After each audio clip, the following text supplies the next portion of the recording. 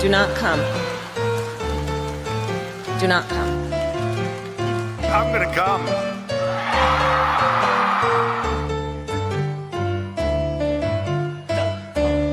You're a really dull class. We're going to be changing the name of the Gulf of Mexico to the Gulf of America, which has a beautiful ring. Biden crime family. Why? You're getting nervous, man. How dare you? And Corn Pop was a bad dude, and he ran a bunch of bad boys. You're wrong. Puerto Rico. I will never apologize for standing up for an LBT.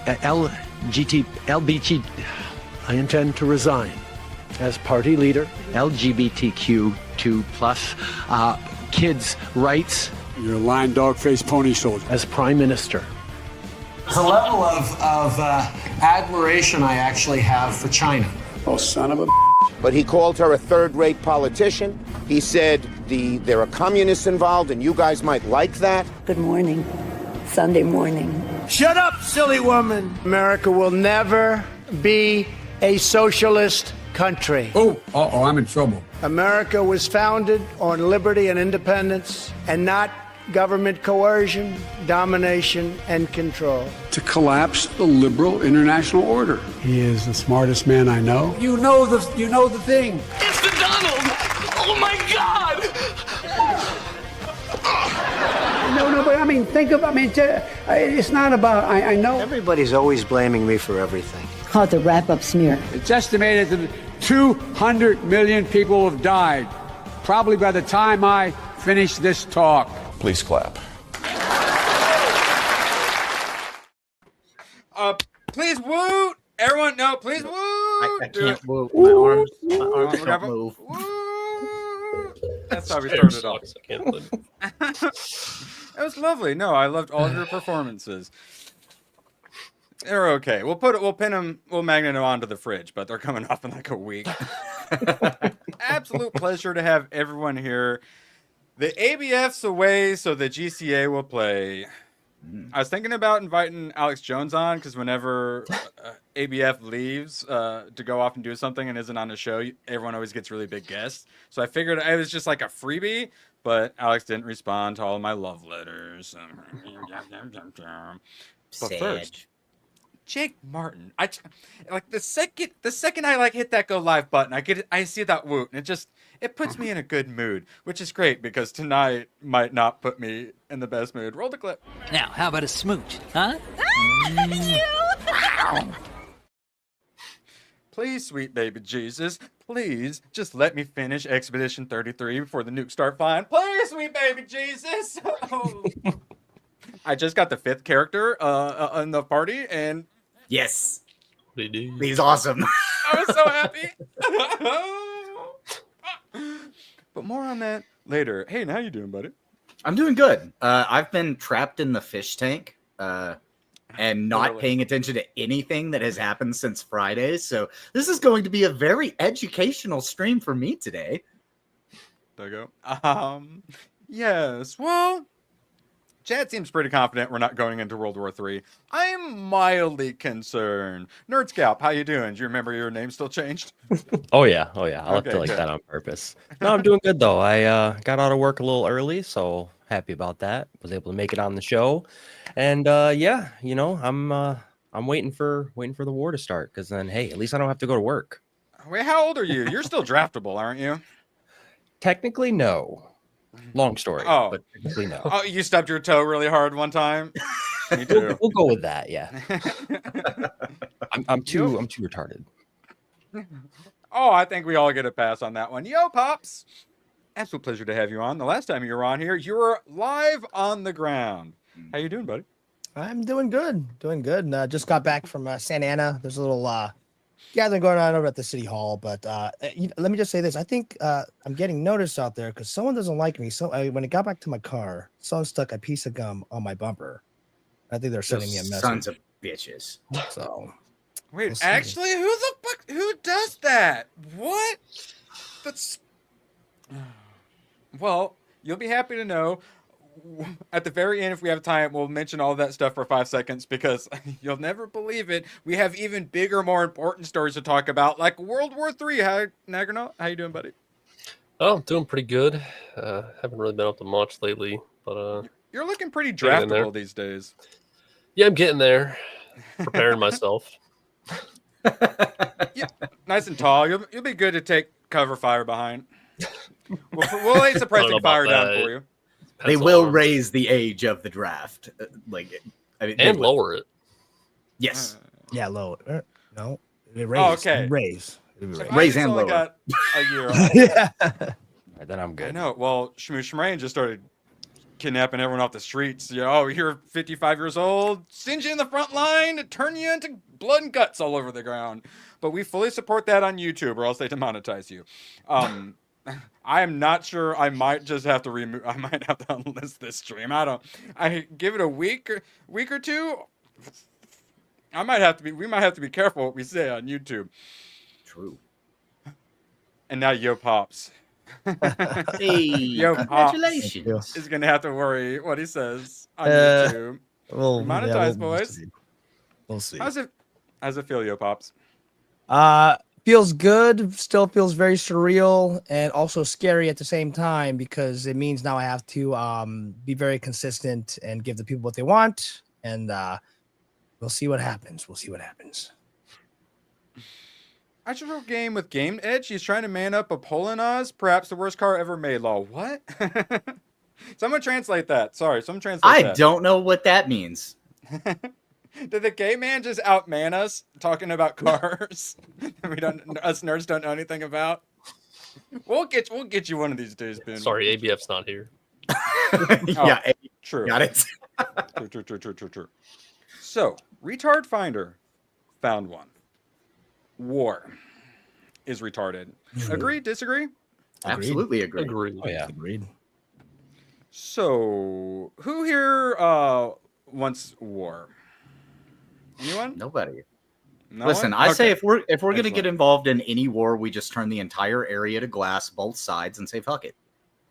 Just unleash all the space lasers. But the problem is that's what these guys want. And I don't want to give them what they want, if I'm being totally honest. And I feel like solving your problems with space lasers, I feel like we're a little more mature than solving all our problems with space lasers. Yeah, I Is that don't know. fair? I've got some problems I would like to solve with space lasers. But, it's- Next question. How many of you know about the fourth turning? I do. Good. course, I I'm don't shut hearing up about about it. it. It's the turning of the wheel. It's the cycle of civilization. So everyone's with the strong men building strong societies, but then we get a little too decadent. It ends up creating weak men, and the weak men destroy society. But then that makes more strong men. We got that cycle. In the West, it's been crises, which is world wars. The last one was World War II, and then the Great Depression, which preceded that, of course. And then before that was the Civil War, and the one before that was the American Revolution. And that's the cycle Western civilization, especially America, has been going. It's generational. So it's basically 4 generations. Generations are 20 to 25 years. So it takes about 80 to 100 years for it to turn. Yeah. The author says early 2030s. 2032 is where the end of this fourth turn, where we fully hit rock bottom is. And we had Trump get in. I was really hoping we could get that dead cat bounce and actually keep going. But nah, our social engineers are sending us back down. Well, it's and we are the gonna have to natural flow rock of bottom. civilization and of history. The fourth turning has been a thing that's been going on since recorded ancient Greek times. So even before the Romans, the fourth turning has been a thing. Then the Romans went through it. England has gone through it a couple of times. This is something that has consisted throughout all of human history. I've said that to you before. I've said exactly the same thing to you before. A lot of people. There's lots of different people have talked about it in the different ways. That these guys were economists or sociologists or whatever, and they first book was Generations, and there's actually, I'm going to look it up, a really good Tony Robbins interview with the surviving author. Tony Robbins, Fourth Turning. That's really fucking good. The book is a little dry. I highly recommend just checking out this video. I'll go ahead and throw it in chat for you guys. If you want to know more about Fourth Turning, I highly recommend that.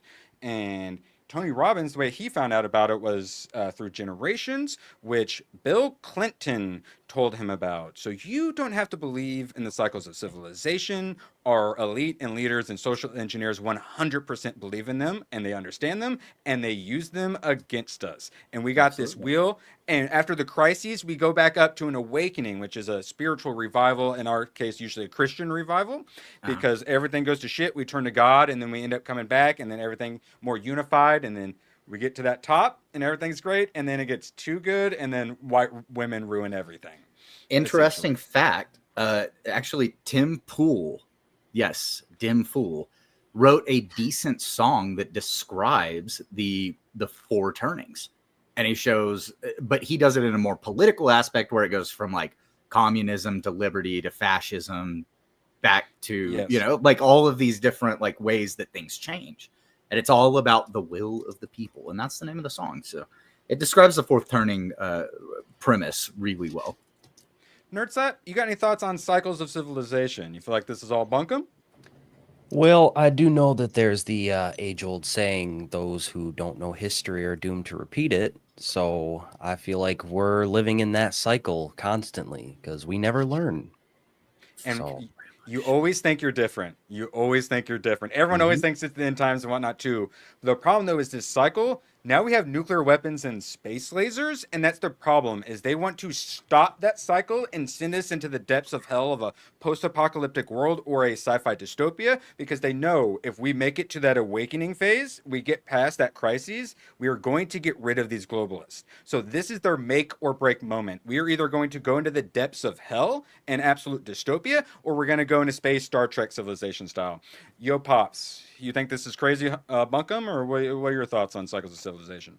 No. I've said it before all the time, is that if you look at every other every country in the world, they've been established longer than the U.S., which is definitely the New World, and We're that so young. they are very young, and there are these cycles that happen where it goes from like where it first begins, and it's like industrialization, it's like a renaissance, and then like industrialization, and it goes and then that's the even bigger cycle, yes, because within the cycles you'll have your dark ages, which then get so bad you have that enlightenment era that comes after and what have you. Right. And I always tell people, it's like America's a very young country, and we're just in the beginning stages of this, and that whether better or worse, more is to come. I think there's going to be bigger things happening than just well, sometimes those countries do completely collapse once they get to the end of their cycles. Yep. Yeah. Like just like the Roman Empire, and that's just one example. The example. So our I say this all the time.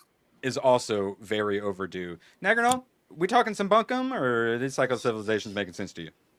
It makes sense. I don't know if we'll fall right back into war again. Things are a lot different now, but it's not out of the realm of possibility. When our leaders get desperate, they love to start wars. The interesting thing about the four turnings also is that if you look at 80 to 100 years for a turning to happen, that means one generation fucks everything up.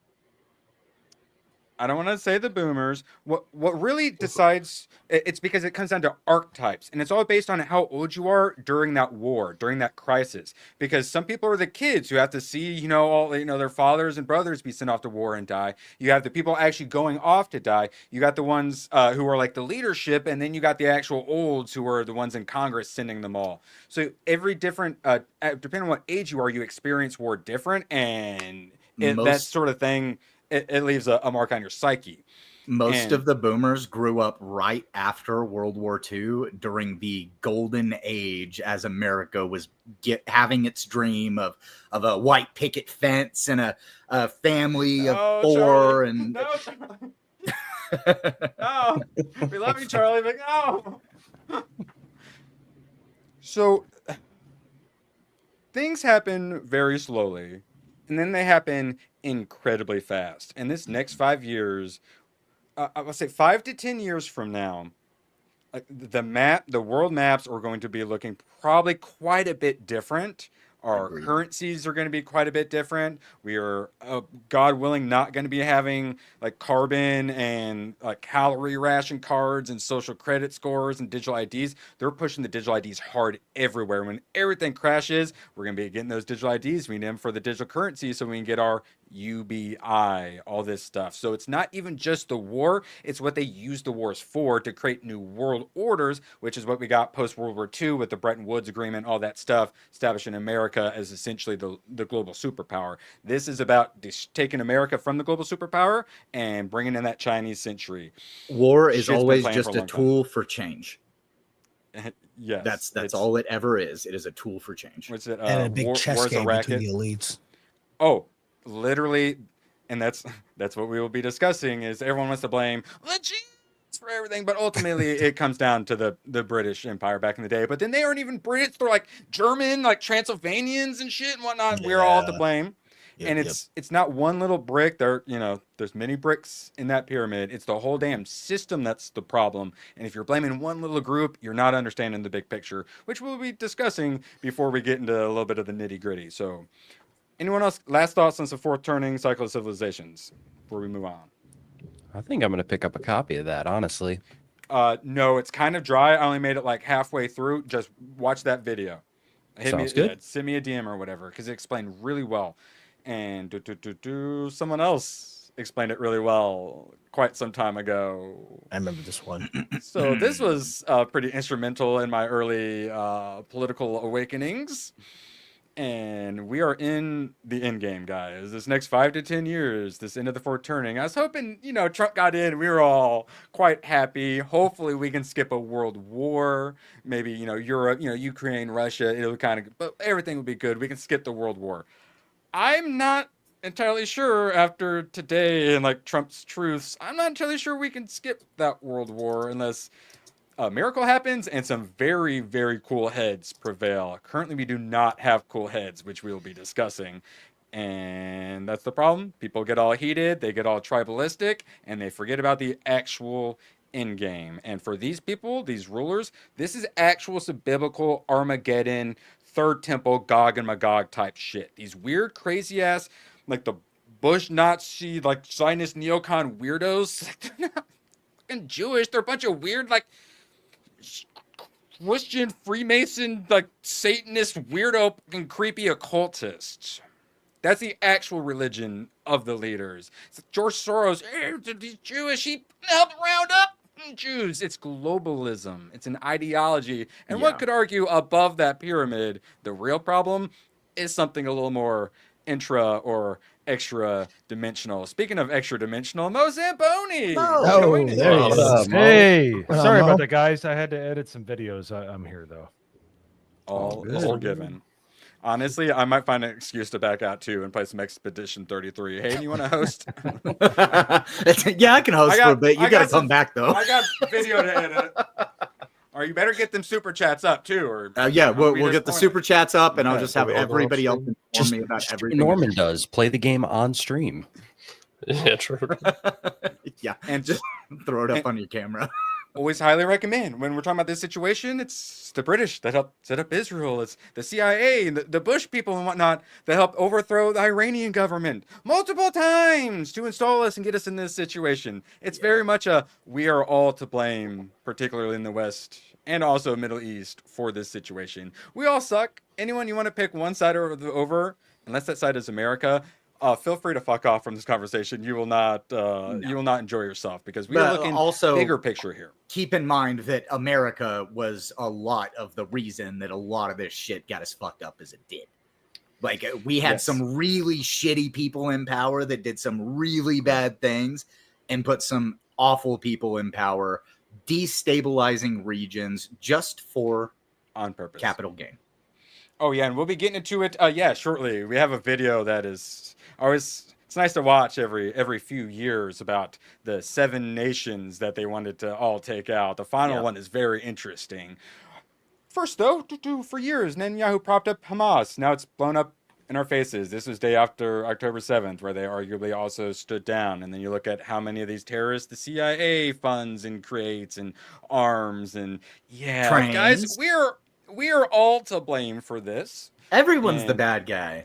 Correct. And let's not forget what just recently happened and flew under the radar so hard. Israel, Turkey said to agree to prevent clashes in Syria. So, remember when we were nonstop heard about Syria for like a decade? And I then was talking about this the other day, and somebody goes, "Wait, what?"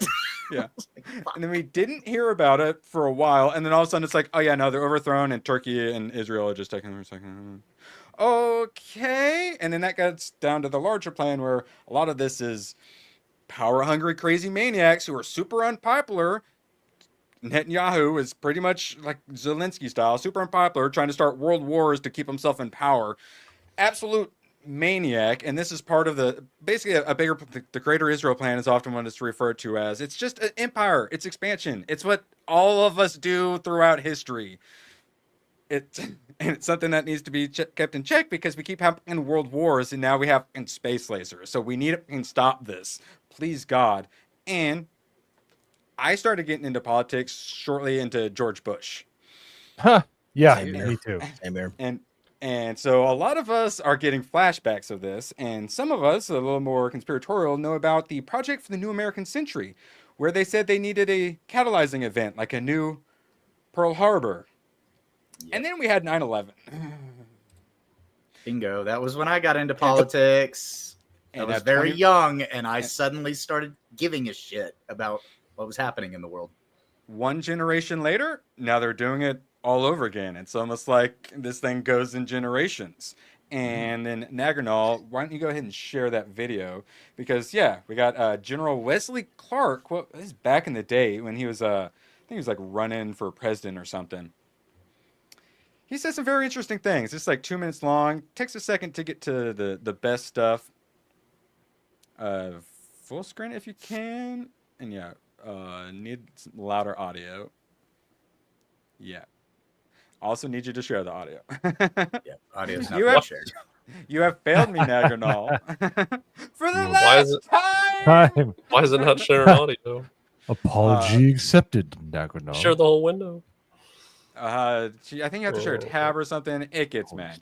But essentially, he's talking about how he went to the Pentagon and someone pulled him in about this crazy plan that they got cooking for some fun little regime change. Everyone loves regime change, right? That's what you voted for? All right. I think you got that. After 9/11. Right, about 10 days after 9/11, I I went through the Pentagon and I saw Secretary Rumsfeld and Deputy Secretary Wolfowitz. I went downstairs just to say hello to some of the people on the joint staff who had used to work for me. And one of the generals called me and he said, "Sir, you got to come in. You got to come in and talk to me a second." I said, "Well, you're too busy." He said, No. He says, "We've made the decision. We're going to war with Iraq." This was on or about the 20th of September. I said, "We're going to war with Iraq. Why?" He said, "I don't know." You guys seen this before? He said, I guess they don't know what else to do. Nope. I said, well, did they find some information connecting Saddam to Al-Qaeda? He said, no. He says, there's nothing new that way. They just made the decision to go to war with Iraq. He said, I guess it's like we don't know what to do about terrorists, but we've got a good military and we can take down governments. And he said, I guess if the only tool you have is a hammer, every problem has to look like a nail. It's like HBO. Hey, we can show dick, so everyone, plastic wieners for everyone. Just because you can doesn't mean you should. In Afghanistan, I said, are we still going to war with Iraq? And he said, oh, it's worse than that. He said, he reached over on his desk, he picked up a piece of paper, and he said, I just got this down from upstairs, meaning the Secretary of Defense's office today. And he said, this is a memo that describes how we're going to take out 7 countries in 5 years, starting with Iraq and then Syria, Lebanon, Libya, Somalia, Sudan, and finishing off Iran. Uh-oh. I said, is it classified? He said, yes, sir. I said, well, don't show it to me. Wait for and it. I saw him a year or so ago, and I said, you remember that? He said, sir, I didn't show you that memo. I didn't show it to you. I'm sorry, what did you say? So, you guys had not seen that. Thoughts? What was so funny, I guess? Yeah, that's my first thought. I didn't find anything funny about any of that, but regime apparently change. they did. So it's almost like it was I get it now. Aha. A lot of people like on Twitter currently talking big games, like war's not a big deal, like Lindsey Graham. So this was great. All right, so this is Lindsey coming out very, very strongly in Iran, Israel, right? No, he doesn't want us to forget about the Ukraine war. Russia's barbaric attack on Kiev last night, injuring at least 100 people. Okay. I appreciate Trump's efforts to secure a ceasefire. What? It's clear to me the only path Putin seeks is military destruction. It's now time for the world and the U.S. to change the approach. Okay, so what he's saying is, yeah, let's go full world war. Fight Russia. He is the biggest warmonger in Congress. He always has been. Okay, hold on. Hey, hold on. China and India purchased 70% of cheap Russian oil that keeps Putin's war machine running. It's long past time they both pay a price. Hayden, what are your thoughts on Lindsey Graham calling for war against China and India as well now? Listen, Lindsey Graham's family line presumably ends with him, and I think that that's just good for humans as a species. I can tell you it ends with him. For one specific reason, but yes. I don't know if he has any siblings is the only way or the only reason that I say that, because that man is not going to propagate any children. And I think that that's probably for the best of all of us, because that son of a bitch has been the biggest warmonger for 30 plus years in Congress. Every time something pops off a little bit. No, he hasn't. Exactly. War that Lindsey is opposed. There's no clear evidence that he's ever opposed war. Nope, because he loves it, and I would love to see what his stocks look like in Raytheon and Palantir and all of these other companies that just make products suited for one specific purpose. Like that. Show us your stocks, Lindsey. I'm just curious. Where's all your money coming from? I don't want to see anything off his computer, Hayden. All right. No, at all. No. Just his stock portfolio. I can promise you this panel in the chat. I live in South Carolina. We're going to try. All right. It's open primary. So unfortunately, we got a bunch of douchebags down here, but I'm going to try. Most for Congress. These dudes get established and they take over the party politics in their state essentially, and then they that's why incumbents stay incumbents. That's how it happens in a lot of areas, though. Are we just going to skip over Hayden's comment? He's like, "Run for Congress." Yes. What is my slogan going to be? Mozamboni 2026. He wants to see what freedom tastes like. I was gonna say, he wanted yes, to see politics. yes, that would be a great slogan. Also loves avocados. What freedom tastes like. And just an avocado. Yeah, please, Chad. If you could come up with some campaign slogans for Mo, he would really appreciate it. Don't ask Chad. You know what they're gonna do. Ben, we really need a good one. So, shout out to all the Isaacs in chat. I appreciate this next one. What could this mean? APAC search term, Google Trends. So it's holy Magnum. Okay, let me finish this. Let me finish this one. So it got very interesting. Okay, more people are interested. I get it. But then when you look, the top region is the District of Columbia by far. So did they all need to go to the website to reach their handlers or something? And then afterwards it was New Jersey and New York. What? Not a good sign. And Magnum with that. I don't even have any of my props. Lindsey Graham eats Lockheed Martin Johnson like he owes them money. Yeah, well, they owe him money. He just eats the Johnson because he enjoys it. I don't want to be mean to Magnum Norris, but that looks like one of the zeros slipped. He usually does the $10 super chats, but I don't know. Sometimes Magnum comes in and just starts dropping bombs. Like you never know with Magnum if it's going to be a 10, a 5, or if he's just going to drop undies. It went full Israel. All out preemptive strike. You love. Congratulations, the war's funded because of Magnum. Didn't slip. Okay, there you go. Well, that's the saddest part. Is the war's all funded by us. That is the most disgusting of all of the parts. Yep. And then. I also am not a big fan. My state has some Defense Department stuff and lots of military industrial complex. And even though I live in the Midwest, and no one should want to nuke me, we're actually strategically super important And I'm definitely in the radiation fallout. Mo? Why did you think I moved from there? I literally used to go to Costco right next to Raytheon. Yeah, it was just like, and you would have gotten the Chicago fallout. Yeah. I grew up within 100 miles of the biggest or second biggest, quote unquote, nuclear bomb disassembly plant in the United States. What could go wrong? Also, we got to, for a Hundy, we got to play it.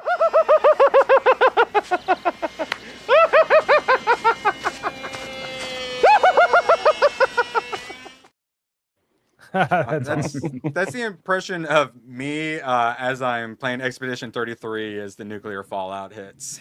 Going out on top, baby. Lune in her swimsuit costume. I got the second one, Hayden. I can't. I don't have the second one.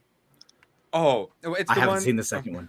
Okay. It's a one piece, but the backside. I do have that one. I might have done some Philip. Oh, well, then do you have the two piece, the bikini one? Yeah. So yeah. I accidentally did the Philip Chan thing. I just wanted to test it, and I was not expecting it to zoom in right on the gooch, but it literally like went it. That camera just reacts with the ground and goes right where you expect it to go.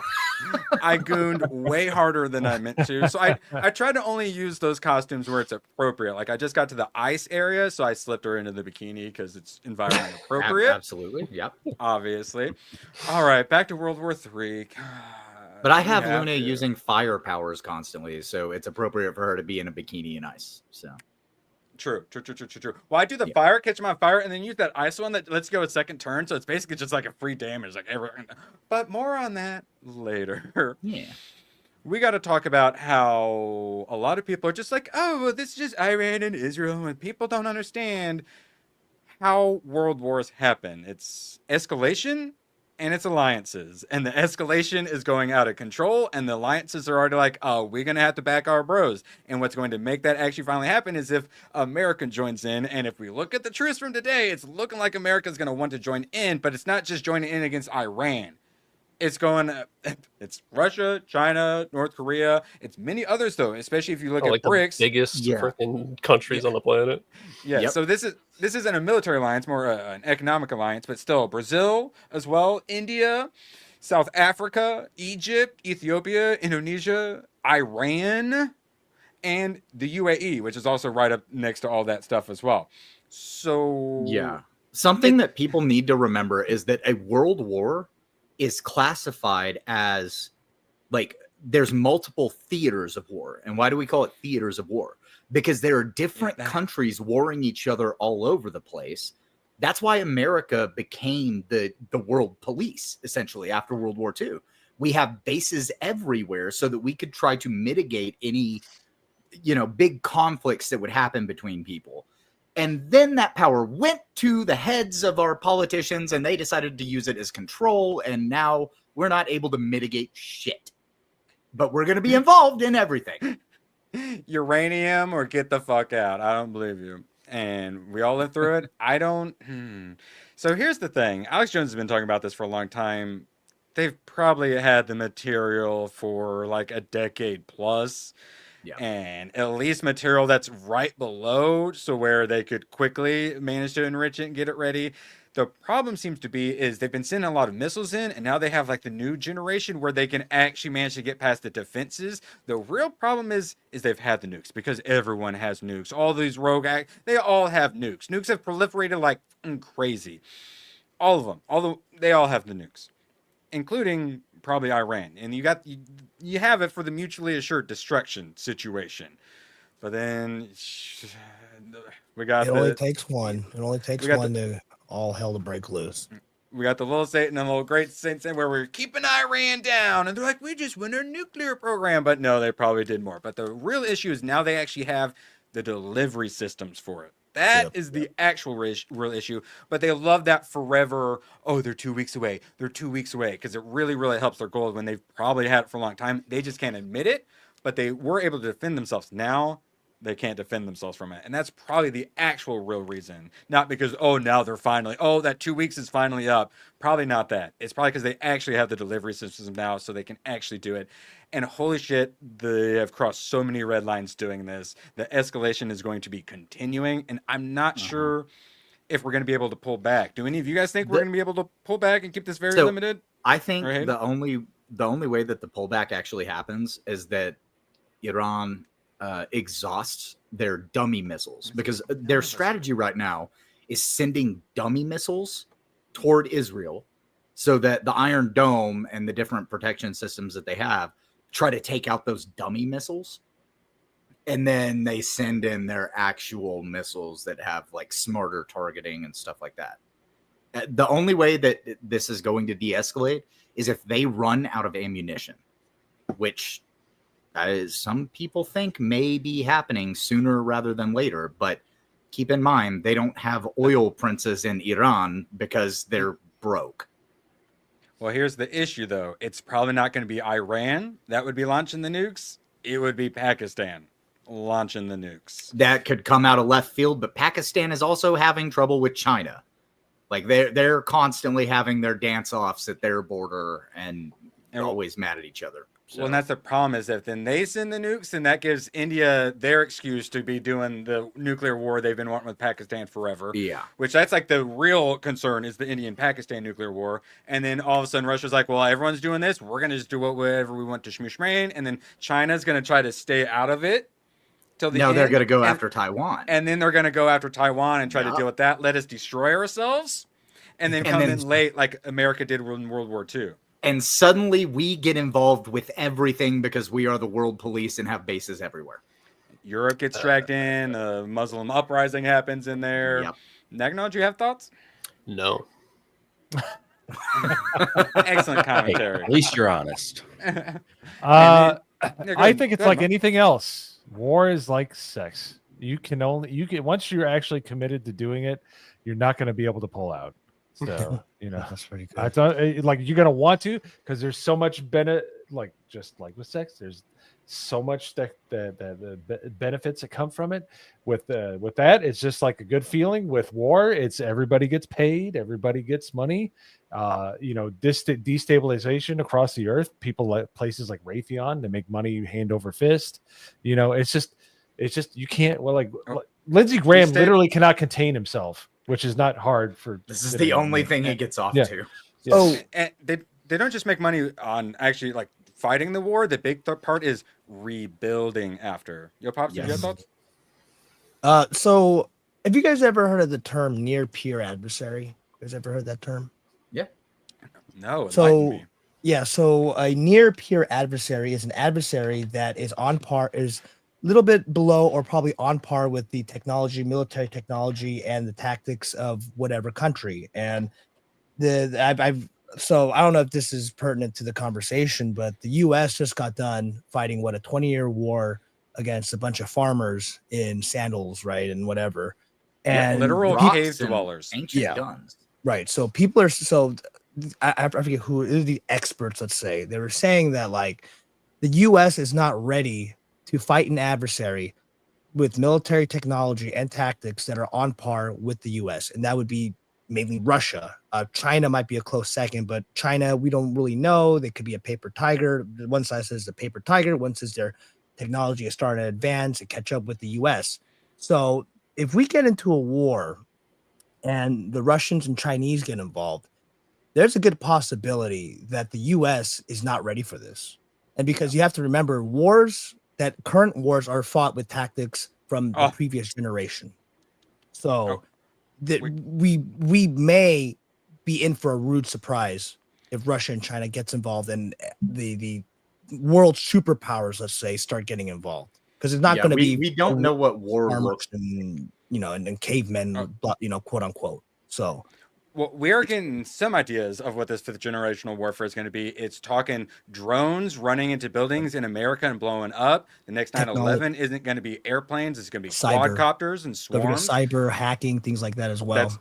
Yes, taking the internet and our power down, that's what I actually mean by the nukes flying. Is I don't think a nuke's going to hit me before I finish Expedition 33. I think my brownouts are going to prevent me from playing it. I would rather be hit by a nuke than have to deal with no electricity. Yes, and then that gets into price of oil and stuff like that, which we'll be getting into. But let's go back to how it spirals out of control. Pakistan will attack Israel with nuclear missile. Wait, what? You look at this, it times to India, so of course they're fine. They don't need to do any fact checking when it comes to Pakistan. And it was all based on this video that even Alex Jones shared, but then it turns out the AI voice, the translation, was wrong. So if you actually go to the article, he did not say that they were attacked with a nuke, but it is very escalatory and basically says, Raziel said that America and Europe must withdraw from the Israeli war as soon as possible. Otherwise, we cannot see their involvement in the war and do nothing. And that's the problem is if Trump kept doing this, oh, we're going to do peace. We don't have anything to do with this. Oh, it's it's Israel's war. We're trying to get peace still. That'd be one thing. But if you all paid attention today, we'll be getting to it. The neocons have got to Trump. He is all in on this war. No. Next week, we will probably be discussing how America is officially directly involved in the war.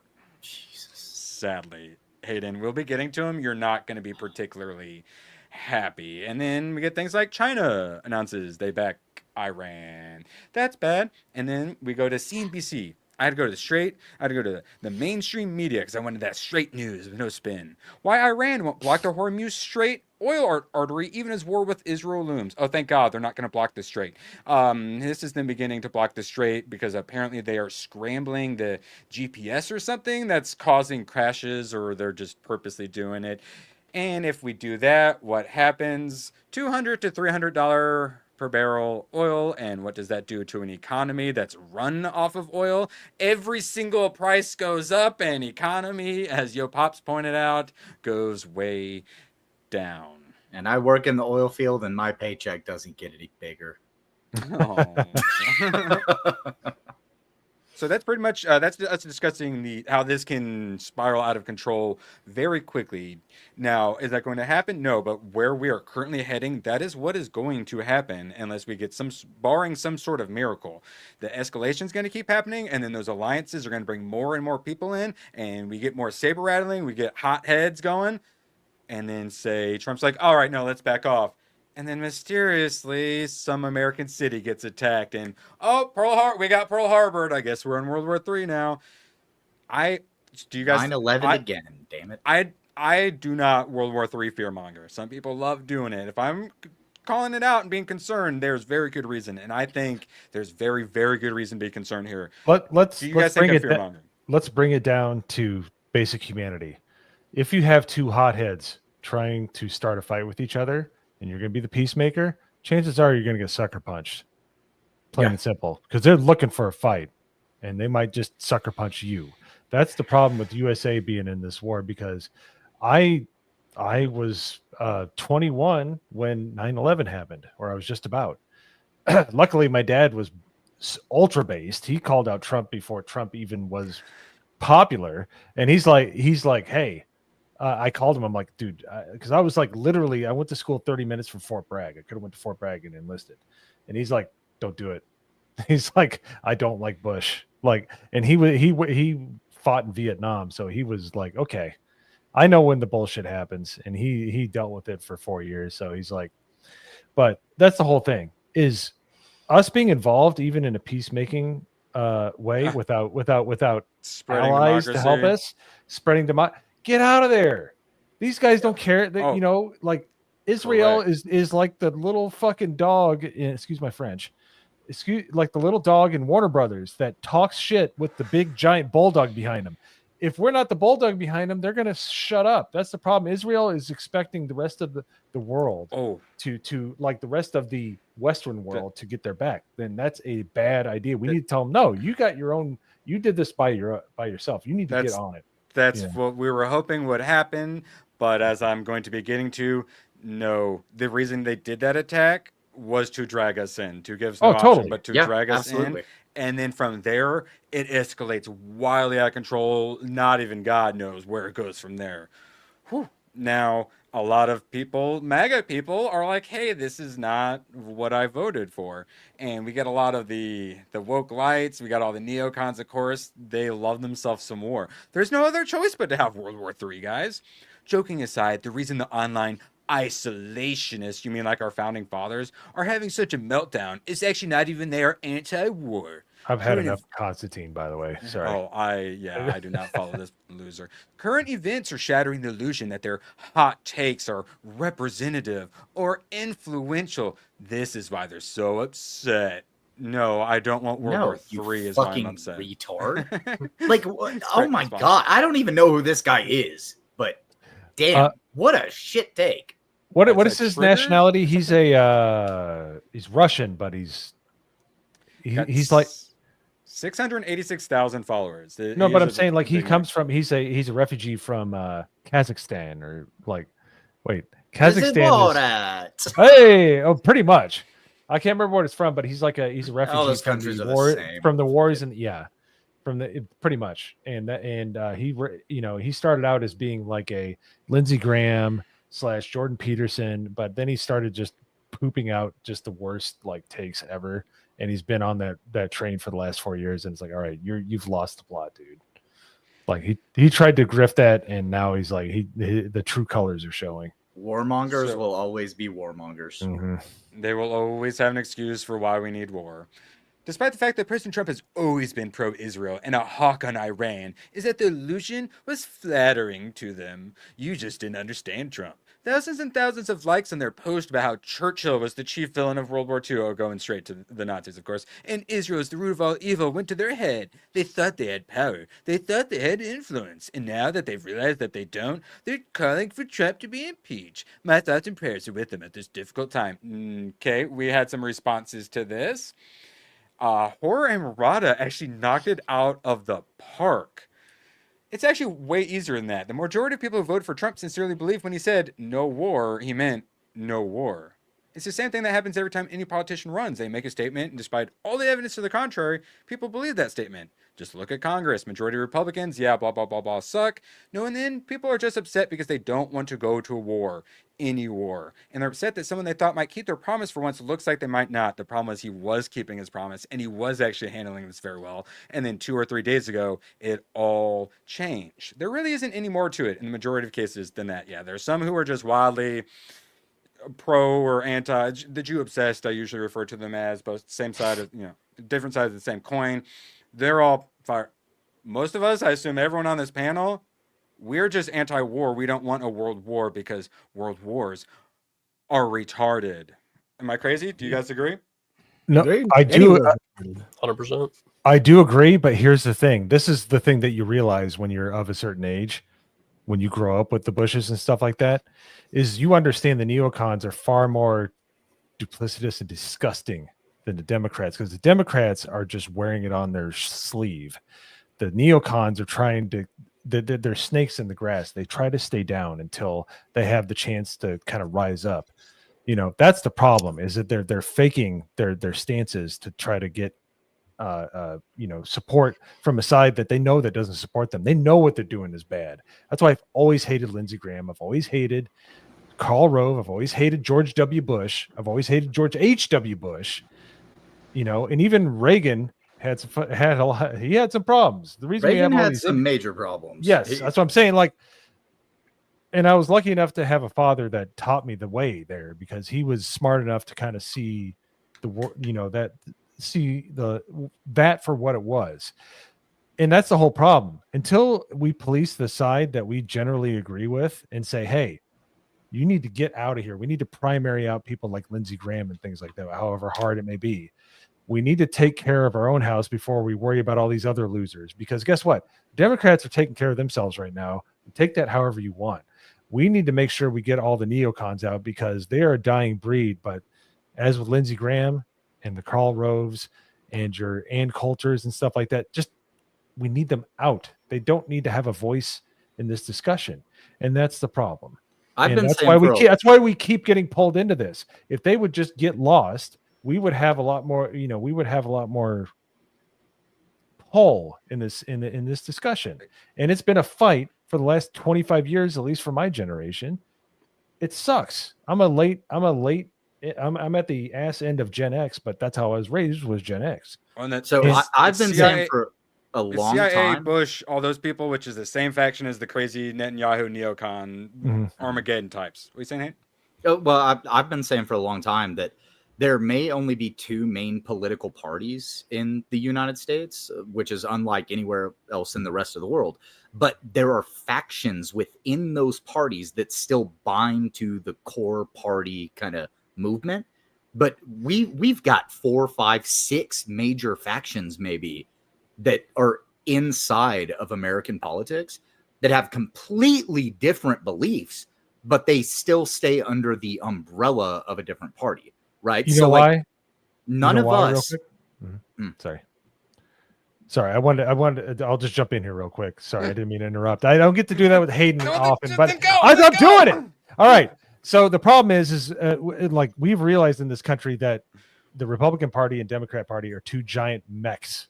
Correct. And we know that we have to fight over control of that mech to be able to control the entire party. Correct. Like we cannot jump in our little tanks and our little drones and stuff like that. Yeah. Fox News is still like the centerpiece of the Voltron, sadly. Like, we've taken control of the arms and stuff, but this is the time to tell your boomer dad, stop watching Fox News for Christ's sake. Let's see, Nerdslap, you got any thoughts? I'm going to you in a sec. I mean, personally, I don't think we should be getting involved in any of this. It's not our fight, and Very radical belief. I know, right? And I don't think here's another one. I don't think anybody should have nukes. It's just going to lead to bad things. It's I know it's not doable, but there's no option. It's already the cat's out of the bag. But then you could decide who can and can't have nukes, and then that ends up causing problems, especially when those in charge of the superpower are a bunch of crazy evil elitists. Well, but I do tend to agree with their premise that the number one state sponsor of terrorism should probably not have nukes. Well, agreed. Which is Iran.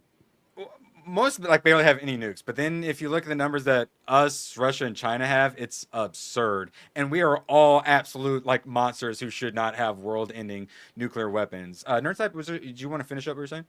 Oh, just last thing real quick was I think we've been focusing so long on other countries and taking care of other countries that we need to step back, focus on ourselves. Cut off any extra funding, sending supplies. Would you say America first by chance? Oh, yeah, 100% America first. That's how it should have been the past 100 years. I'm told now that it should be. Trump says that he created America first, so he gets to decide what America first means. Nope. One of his early really bad takes when he was... it seems like all the neocons got to him, surrounded him, and he changed his tune. He was handling this expertly, and then it seems like he got backstabbed and got surrounded by neocons. And now he's saying things like, "Yo, Pops, I love your thoughts on this. Unconditional surrender." He literally just full-blown calling for Iranian regime change. How's that sound, Yo, Pops? Yeah, that's not going to happen. They're not going to surrender. You know what?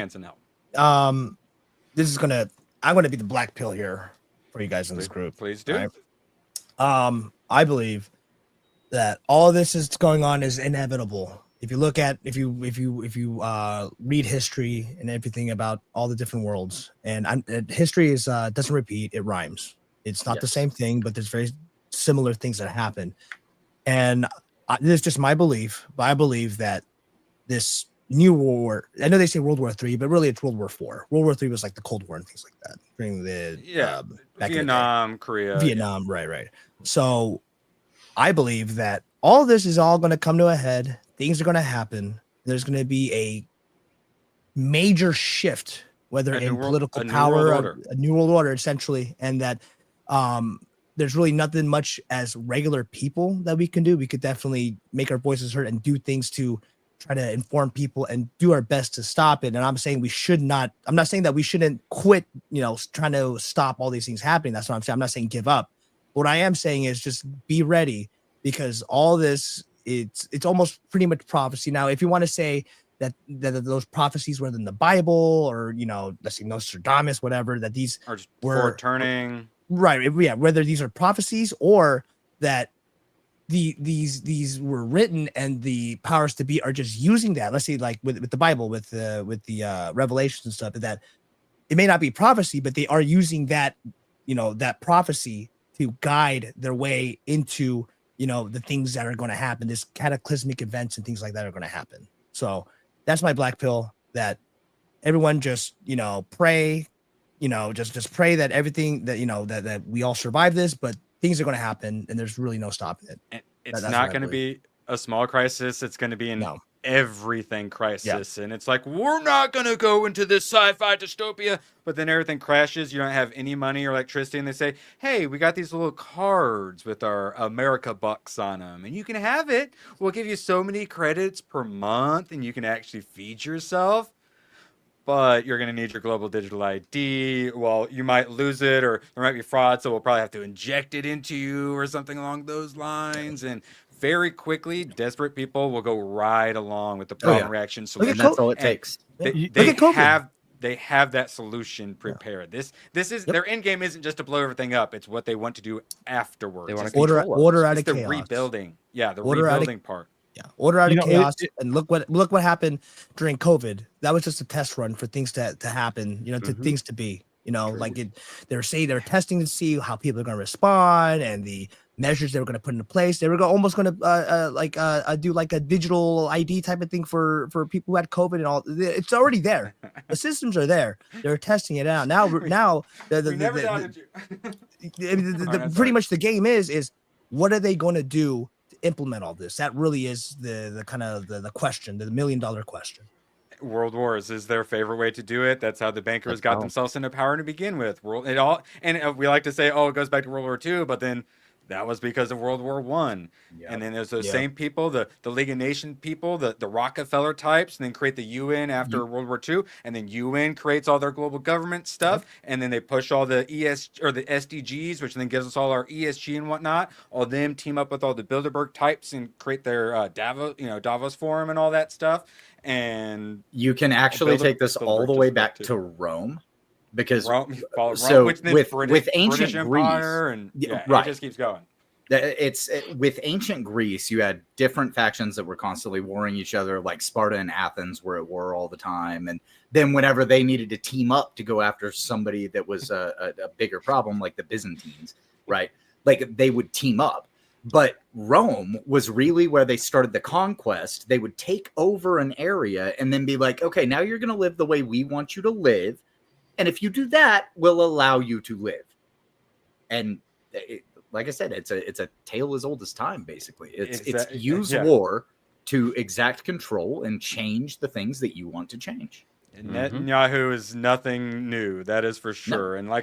And look at the Europeans. They've had plenty of crazy, Napoleons and whatnot. We've got our Genghis Khans. We've always had these crazy people trying to take over the world. And the problem is a lot of them actually have taken over the world. But there's various factions, and sometimes they work together. Sometimes they will set groups up. Sometimes they'll set up China to take over like half the world. But then China says, no, we're going to go for all of the world and replace you. So sometimes, they set people up, but then they bite them back. Iran, this is another example of them doing their regime change, purposely stabilizing. They don't even have to do the direct funding, just purposely get the worst people in, and then it does everything for you. Similar to us leaving Afghanistan. We're like, hey, Taliban, you want $1 billion of military equipment? It's all part of the program. It's all pre-planned. They know what they're doing. The United States should have become a global empire, just like the British did in the generations before, and we should have just taken everything over and said, all right, this is how everybody's going to live. Fuck you. And then just never let those corrupt pieces of shit get into power. It would have been fine. Let me pause. Let me give you another option, which is my favorite option ever since I saw the movie. The end of Escape from LA. That's what I want the world to descend into. I want all the electricity, all the internet. No. I want all of it to go away, and I want to light up a Lucky Strike with my leather jacket and enjoy the end of the world. Mo, you're only saying that because you're good at basketball. All right, I suck at basketball. I would die. Oh yeah, I would hit that half court shot. Hell yeah, I'd be right there in the LA Stadium, be like, boom. If I can drive a limo with chandeliers hanging from the front of it, I will agree to that. Otherwise, no agreesies. It's funny you say I was watching that. I was watching Escape from New York earlier. So isn't it like really creepy how like it's actually like the VR and stuff. Like there's a lot of things you're like, this is so like out of left field like 30 years ago, and now you're watching, you're like, But I just remember he's like, gun. Yeah, oh dude, when he like just totally takes out the entire earth and he just finds the American Spirit cigarette and goes, all right. Oh, I totally forgot. Yeah, he says Yeah. fuck everything, right? Yeah, and it's great. Yeah, because they basically gave him COVID for the entire movie. Oh god. Magnum for a $5. Our Rome is the commies versus everybody else. We even got like the barbarian hordes that have taken over. We've got our mass immigration problem. We are absolutely the new Rome, but also, as Francis Bacon said, we are the new Atlantis. The problem is, I really hope we can go into space and not have absolute destruction where some future humans have to argue whether or not we ever existed. Space commies will always come up, though. Communism is an ideology that it doesn't matter how many times you kill it, it keeps coming back. Yeah, especially if we get like free energy or whatnot, and they'll be like, well, let's go. All the Mormons will like find their own planet and stuff like that, and then we'll all find them like 100 years later, and they'll be something totally different. Now, Gernal, before we move on and go to some really sad stuff, you got any thoughts? Not really. I agree with everything you guys are saying. Nothing more that I can add to it. Do you think we were more likely to go into Star Trek utopia or into like sci-fi or post-apocalyptic dystopia? Dystopia. Yeah, dystopia. Which would be Star Wars trying to get moisture converters for the fucking Jawas that happen to be riding by that day because we need water. Yeah, that's highly more likely. I would like to say Star Trek, but it's not going to happen. It's not going to happen. Scarcity is part of reality. I wish it would be that way, but with the way things are going, how we are with other humans, nah. Oh, dude, when we were watching The Next Generation and the original, there's no way it could ever happen because you play it out in your mind. As soon as you actually take a good like economics class in high school with a teacher that doesn't suck, you're like, there's no way in God's green earth we would ever make this work, ever. You can't eliminate scarcity. No, you can't. Like, no. you can't. And I know people talk about, but in the asteroids, there's more things than we could ever need. And it's like, okay, now what are you going to do to get to the point that you're able to actually capitalize? I love how the person that brought up we're eliminating scarcity is Marina Sirtis in her 30s, in her late 20s. I'm like, bitch, you're scarcity. You're gorgeous. Like, you're literally scarcity in the Star Trek universe. Well, mostly it comes down to like energy abundance and stuff like that, not having to work as many hours, have robots, AI, whatever doing stuff for you. The problem, though, is we are currently going through the death of civilization because we had it too easy. Humans are far better when we have it bad. When we have it too easy, we turn into a bunch of decadent, degenerate animals. So if we get the fully automated luxury communism, as they call it, we will turn into absolute just like Wall-E fat blob monsters who are just jacked into like our Neuralink VR all day. Are we not already that basically? And scarcity still exists, and we are still Wall-E fat blob monsters. Like, yeah, but it hits a lot harder when you hear it from a VTuber. Yeah, right. Yeah, there are moments when I see certain things and they make me feel like we are living in that sci-fi future already. And yeah, the part-time anime man co-host definitely makes me feel that way on occasion. Now, the man that will literally burn half the earth down to the ground if he doesn't get his fire sauce. Sorry. Yes. Absolutely. So Hayden, I got some more truths for you. Oh, Trump, we now have complete and total controls of the skies over Iran. That's an act of war. You can't do that. No-fly zone, exactly. Iran had good sky trackers and other defensive equipment and plenty of it, but it doesn't compare to American-made, conceived, and manufactured stuff. Quote-unquote stuff. Nobody does it better than the good old USA. Hayden, you excited that we currently have a no-fly zone over Iran? No. Because that's so whenever I said it, I meant it. Like that's an act of war. To establish a no-fly zone over another wait. sovereign country, like you're basically just saying, all right, this is ours now. Okay, here, I'm going to get this next one knocked out. Let me know if you think this is an act of war or adjacent. We know exactly where the so-called supreme leader is hiding. He is an easy target, but is safe there. We are not going to take him out. Parentheses, kill! Exclamation point. Jesus. At least not for now. But we don't want missile shot at civilians or American soldiers. Our patience is wearing thin. Thank you for your attention to this matter. Hayden, you feeling any more confident we're going to avoid World War III? I think that if somebody had said that about our president, we would immediately send a hypersonic missile at them. And you can't listen. As bad as the supreme leader, it's not a good Ayatollah Khomeini is. You can't. You don't just say that, man. Like you've got to be more measured about that kind of stuff. 'Cause that leads to war. Our special ops and intel and all that stuff are clearly already involved. That's why he says we. Yep. That's what that means. It's the royal we. It's America has control. Thank God, though, there are reports that they reached out to Iran so we could try to get them to come to the table, so we can try to prevent this. Oh, wait, no, I have not reached out to Iran for peace talks in any way, shape, or form. What? This is just more highly fabricated fake news. If they want to talk, they know how to reach me. They should have taken the deal that was on the table, would have saved a lot of lives. Was the deal on the table unconditional surrender? And we're not even at war with them, and then so someone who's not even like actually at war with you is just like you have to completely surrender after just having like are at war with them. half their military leadership taken out in a day.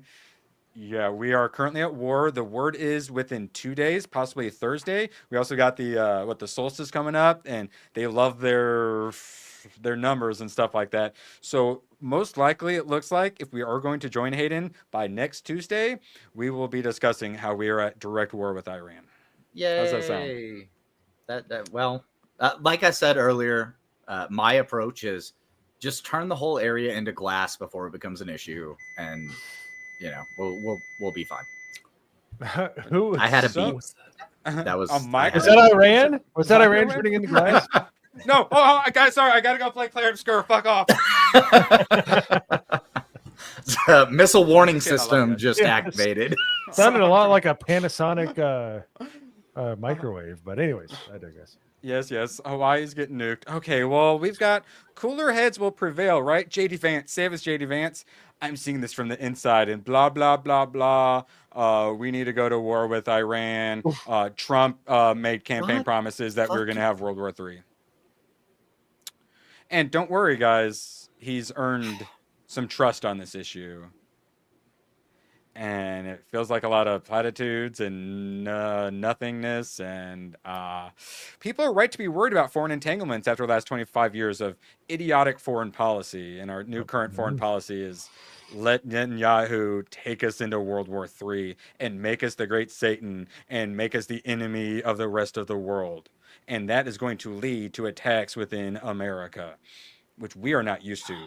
We are not used to. They've happened very rarely.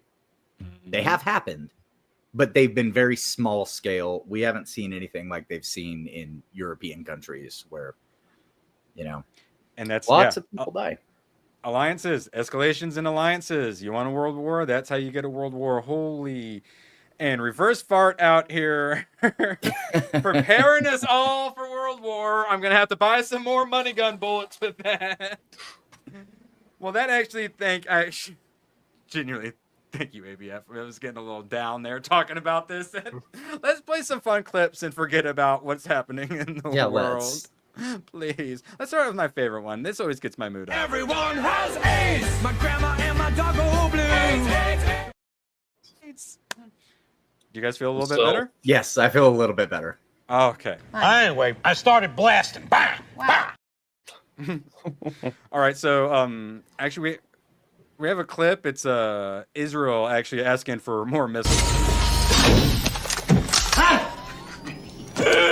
Give me the cash.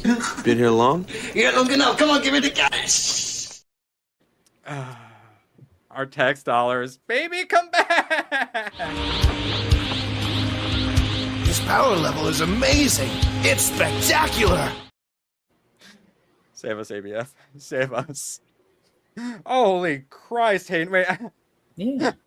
Hayden sneaking in with. Wait, am I going to have to spin the wheel? I might have to be spinning a wheel here before long. I think we're actually at it. Yeah, I'm spinning a wheel. Well, They all seem to be going through, so I was like, fuck it, I'll jump in. Maybe it'll continue. I know it has to make it through 50. So thoughts and prayers that I make it. We're definitely spinning the wheel. Boom, there we are. That We've I gotten get to mine finish. now. Oh yes. Thoughts and prayers I get to finish Clair Obscur, and it goes through. So it went through. I'm gonna get to finish Clair Obscur. We got lots of videos to play because Magnum just dropped another 20. Those locks make me presume that reverse fart is gay. Just a presumption. Wait, what locks? Hold on, wait. Oh, Yeah, his wig. hey, didn't our founding fathers wear those sorts of wigs occasionally? How Yes, dare they you? That's did. a very patriotic gay wig that reverse fart is wearing. No, that was a very European gay thing that they brought over, and then they got rid of that shit. Let's see. Check one to get in and out. Is it broken yet? No, I can't find one yet. Wait, Hayden's yours dropped out, and then one extra reverse fart snuck in at the end for Yes. somehow. I love you guys. You're literally so generous. You break YouTube. There's so few people on the internet have that. I appreciate all of your support. Feel free to give more memberships if you want to in the future, but just a heads up, they might be currently broken. Appreciate you all so dang much. We got some clips to play before we go back to World War III. God dang it. Here's Hayden experience in World War III.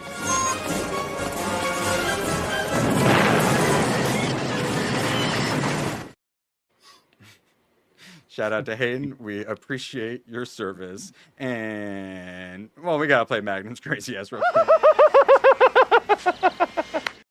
Wait, sorry. I got to go back. Yo, Pops, what were you just doing? Just saying hi to Hayden. Oh, you're okay. Yeah, the massage finished up, and you're okay. Shout out, and I believe we got another one for Jim. Last I found a challenge worthy of my talent. All I can say is I sure hope you know what you're doing, boss. That's the neocons with our tax dollars, right? That's Lindsey Graham actually throwing all that money out. Shout out. Appreciate you guys so dang much. We got one last little distraction, actually, before we go back to World War III. We got some wheel spins, because you guys are some absolute mad lads. We'll spin it 3 times and vote for what movie to watch, so we get a brief little respite from the thinking about World War III. Oh, no! No! That's great. I'll take World War III. No, bring on the World War III. Bring it on. Lindsey Graham, we love you. Yeah. So I watched all the great movies you guys wanted, to the point where eventually I had to add all the bad stuff and all the middle stuff. And that's when I realized I really need to let chat just vote, because occasionally it landed on some real stinkers. I will say this. She is at least hot in that movie. Yes. Oh, almost Kindergarten Cop, but it's Never Ending Story, which I really want to see. Never seen it. I loved all those like Jim. Yo, Pops, you got to watch it too. No, not only have I seen it, I've seen it as a child in the 80s, and I have had the trauma that comes along with the movie. Yeah, I've heard about that part. Yeah, no, it's awful. Massive trauma. Imagine watching that movie. No, not Across the Spider-Verse. No, why did you even put that on there? Because I really want to watch it, and I need an excuse to watch it. It was going to be Monty Python, the Holy Grail, so we're going to do that. Oh, you haven't seen that? Slave Girls from... Oh, you watch that Willow. before World War III. Come on. Yeah, we'll do Monty Python. Well, I watched it a long time ago. That's why I say this wheel is Let us not one go I've there. seen a long time ago. So yeah, Electra, Never Ending Story, or Monty Python. That's a it's a hell of a movie list to watch. All right, it's up there. Feel free to help me remember at some point that I need to check to see who won. All right, shout out. Appreciate all the support. God bless it. You guys are the best. Wait, so you've never seen the Never Ending Story, but you course I have have. seen Monty Python and the Holy Grail. Way back when, didn't super care for it. I was a little bit young for British humor, though, probably. Okay, I'm going Never Ending Story then. Yeah, I never seen Monty Python, the Holy Grail either. So what? You got to watch that. Now I'm older. I appreciate some British humor, so I think I'd like that. Currently, Monty Python is leading, but yeah, Never Ending Story. I loved Labyrinth and I like how specific that was. Monty Python. Yeah, you gotta say the whole. It could have. Okay, Yo Pops, have you ever seen Life of Brian? You know what I mean. Life of Brian's. Oh, I have two Life of friends Brian's that didn't great. care. I didn't care for that one. I was too young. I was like 13 or something when I watched it. Probably. Always Me too. look on the bright side of life. Looking like probably do some Monty Python. Like I remember enjoying it, like bits and pieces. You know, like Bring Out Your Dead and all that, and It's you know, it's got so many good if little Barney- things that can just be cut into clips and skits, and like it's so funny. The But people, because peasants- you've never in the seen movie. Neverending Story, that's why I had to pick Neverending Story. Yes, but the peasants looking like just making mud balls for no reason, and he's talking about like we're in a narcos communist, you know. Yeah. Oh, yeah. Help the are being peasants. oppressed. Yes. Yeah, or like I'm the your Black king. Knight. I didn't vote for you. You think because some worry taught the usurper that you're the king? Yeah. Oh yeah, no. The There's lots- watery tot handing out swords, and we're just supposed to accept you as the king. Yes, 50 years old, man. It's so good. It's 45 to 42%. Electra's getting its ass whooped. So yeah, you guys keep voting because you guys will actually decide it. And remember, Erwin has not seen Neverending Story. Honestly, yeah. I haven't Just really saying. seen. It's been so long. I was 13. Oh my god, it's like 2/3 of my life ago. So, I believe it was Isaac pointed out how Tucker Carlson's been handling this well, and I totally agree. Tucker has just he's very pro-Trump, and he's just like, I don't want to see us get brought into World War III, just like us. Pro-Trump, we don't want World War III though. Trump attacking Tucker Carlson for not supporting a new world war. So Hayden, America first means many great things, including the fact that Iran cannot have a nuclear weapon. Make America great again. Then followed up with somebody please explain to kooky Tucker Carlson that Iran cannot. It was Tucker and Elon and Trump all wearing the giant MAGA hats, like with the White House picture, and it was so adorable. And I was like, hell yes, president surrounded by Elon and Tucker, hell yeah. Elon just got ran out for trying to cut off all the grifting, and now Tucker Carlson is out too, and Trump is full blown going Fox News boomer. Trump is surrounded by neocons, and this is the problem that we had with his first administration. It was he got surrounded by the wrong people that encouraged him to do terrible shit. And Trump is a guy who he listens to what the people around him say. And that's very unfortunate at this time. And Mark Levin, even though he's a very smart man, all he cares about is Israel and America's second. Yeah, he's chosen his tribe. It sucks, and that's why this is so people get so passionate. It's very tribalism, and I have some tribalism. Anakin, you're breaking my heart. Wow. I've got tribalism for this gentleman on the right, and one of the reasons Tucker is so damn based these days is because of him. Joe Rogan, the reason he's so based is because of him. We owe this man so much. He's the only chance we have of stopping World War III currently, and Tucker doing for president. Yeah. Tucker doing a fantastic job. He's got, you guys see the clip of him and Ted Cruz yet? He's got it coming out tomorrow. No. Oh, he embarrasses Ted Cruz, and I hope Tucker shit talker. Yeah, I hate him. I Tucker was about to a be Ted persona non Cruz grata. guy back in 2016. Oh, remember how like we're cool with Ted Cruz these days? Marco Rubio is doing fantastic. All those like neocons who were actually they're doing a pretty good job. Every single one of them are going immediately flip to war good mode. And Mark Levin, you want to see the propaganda coming out from the warmongers? Just go check out Mark Levin's Twitter. It's embarrassing. And then, sadly, I love him. Babylon B, Seth Dillon, responding to the Hodge twins, where they're saying, Trump attacking his base for wanting peace is crazy as hell with the kooky Tucker Carlson thing. And then Seth Dillon of the B says, peace is not something you can guarantee just by promising it or wanting it badly enough. I'm thankful to have a president who understands that the problems that come along with isolationism are always going to be better than the problems that arise from your spreading democracy, your regime change, your starting world wars. Please, God, give me the problems that come from isolationism instead. I'd much rather deal with them. Well, the old saying is speak softly, but carry a big stick. And the problem is whenever Trump stops speaking softly. It's like, yes, we know we have the big stick, but you don't have to brandish it in front of the entire world populace. Like, speak, like, chill, cooler heads, man. he was doing a good job, Hayden. And then 2 or 3 days ago, he met with all the Fox News neocons, the Mark Levins and whatnot. And then all of a sudden, I got rid of it, but he showed a truth that not Sarah Huckabee, but Mike Huckabee, who is the ambassador to Israel, the DM he sent him about basically how Israel's God's people and America is like a chosen one to protect them, and he trusts Trump to he trusts God, and then God will tell Trump what to do, which of course is start World War III. Yeah. So that's who he's currently surrounded by, is the people who think God is telling him to start World War III. Magnum for 5. Hayden Irwin also hasn't seen Bloodsport. You haven't seen Where's the local? It's on the wheel, man. What? Wait, I watched that last night too. How can you not avoid that? No, Didn't you have, did you have Versus or Spike TV? I've seen Blood. Literally I've seen could not Bloodsport. avoid that movie for like 10 years.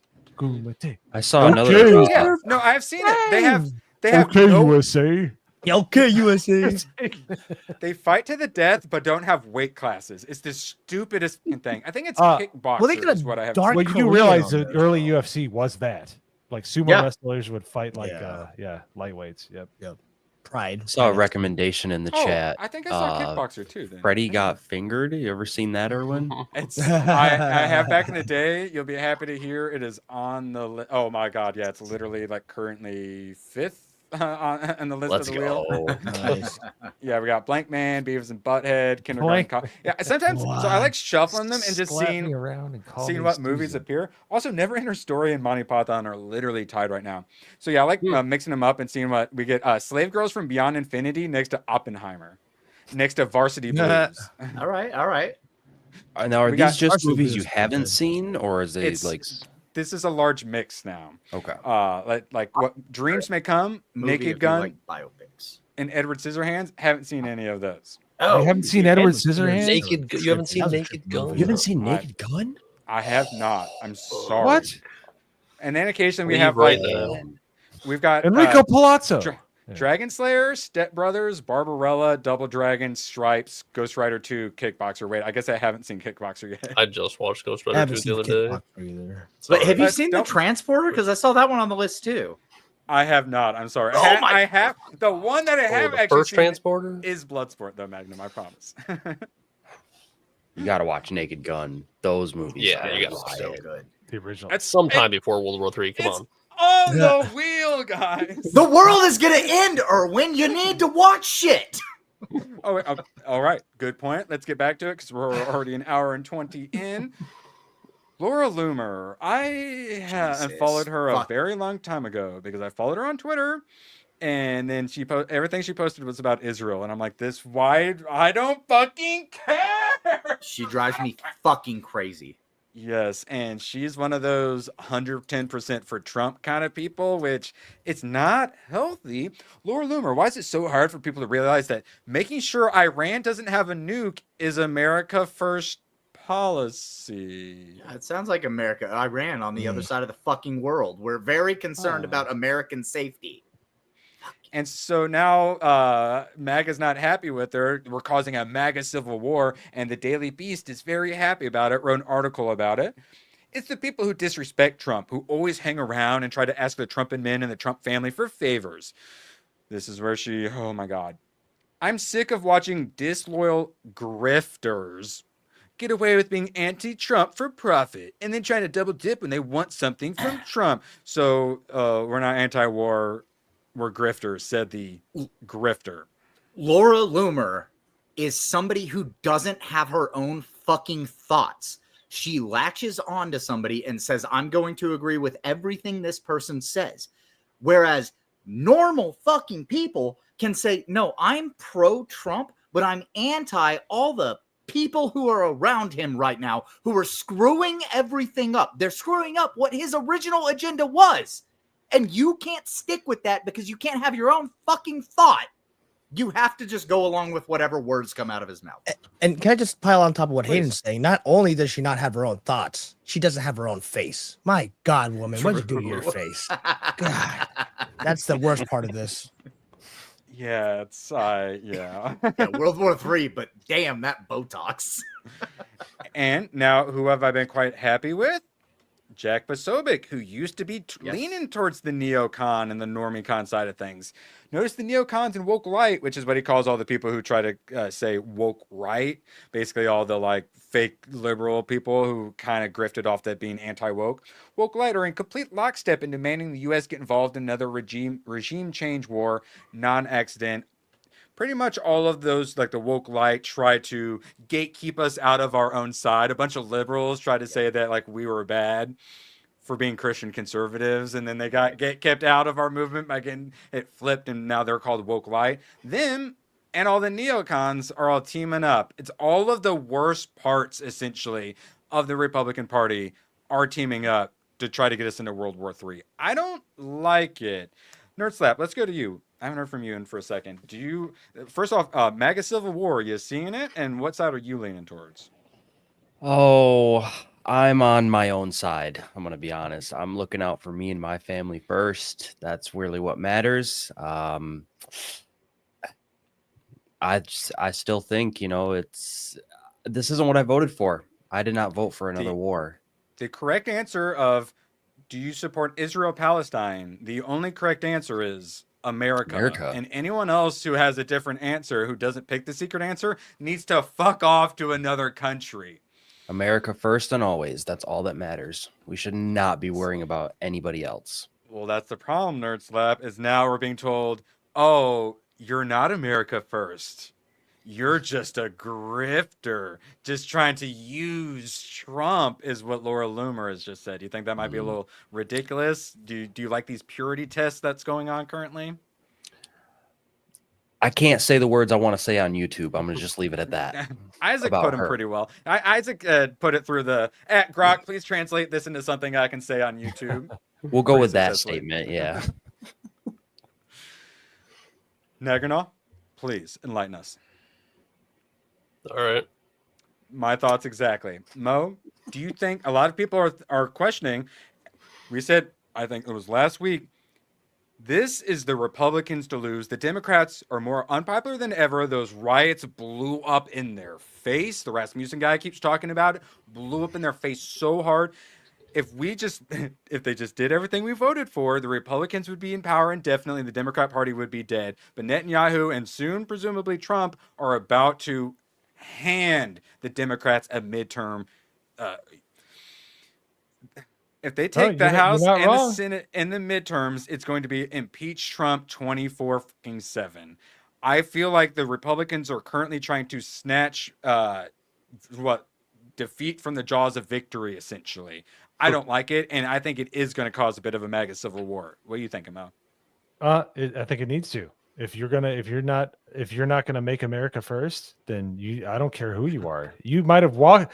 They didn't let Moses into the promised land. If Trump isn't going to take us all the way there, then he gets left out too.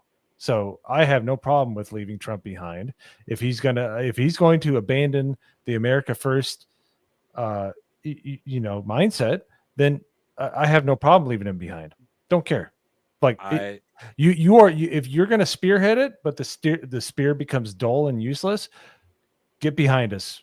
I don't care. Because we've been fighting this for 25 years. I've been fighting this for my entire adult life. So no, I have no problem. And that's why when people are like, oh, you just blindly follow. No, I don't. I agree with everything that he says until he doesn't. And you know what? That's just how it is. There are leaders that lead you, 90% of the way there. But if they can't take you the extra 10%, well, tough shit. I don't care. I literally don't care. I've stood behind him because he's done what he said. But this is a step too far. And if he goes this way, he can kiss my ass just with like every other 100%. Politician I've dealt with my entire life. We're 2 to 5 days away from him using a bunker buster to cripple Iran and fully join us in on this war, is what it currently now, looks I like. don't think he's going. Now, in my heart, I might be being a little too. They're all 100% of all the talk is where that is currently leading. Well, it's currently leading too. I've talked shit to people that I was going to punch in the face, but I have never done it. I'm just saying, like there's a lot of bloviating and chest puffing. I'm hoping it doesn't go there. I hope cooler heads. surrender. I understand, but we're also talking about the Ayatollah, who is a guy that wears toilet paper in his head, talking about the Ayatollah Zionists all the Khomeini. time. Yeah, so it's not like all Trump is But then it doing is doesn't- talking. Yeah, so it's It like doesn't end there.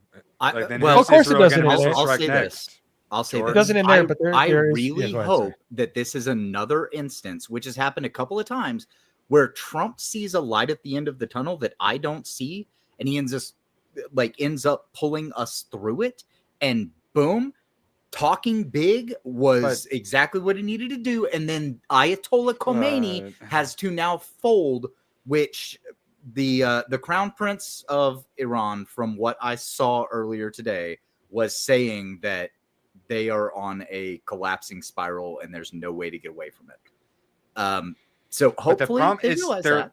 Their leaders are fucking crazy, and Yes. a lot of the populace likes them though. And it wouldn't just be taking out a leader; it's also their like religious leader as well too. Right. And it's not going to go well. While we might not get our geopolitical our global conflict, but we're going to get weird, crazy Middle Easterners and big ass trucks running through crowds in America. We're going to get all sorts of attacks for it. Even if we do manage to avoid the nuclear war, there are going to be shit tons of repercussions. And if Israel isn't put in check in this, they're just going to keep doing it until we do get nuclear war. But That there the biggest is a problem. chance that Trump sees something that I don't, like he has very few times before, where he has spoken very strongly We went and past brought that. us out on the other side. That's the problem, is all his planning was for the negotiations. And now we are long past that, and then he's fully on board with the regime change now. Sadly. I'm just saying, I still have a tiny flicker of hope, a tiny little spark that he actually sees something that we don't, because we don't have the intelligence that he has, and maybe he saw the moment of, all right, it's time to talk shit, sling out that that's- schlong on the table, because Sorry, just like he did whenever who was it that he told it's that famous Byron Donalds clip where Byron was like, I was sitting in the room with him and Trump said, if you touch a single hair on an American head, I will kill you, and slid that piece of paper or that picture of his house across the table and then got up and walked out.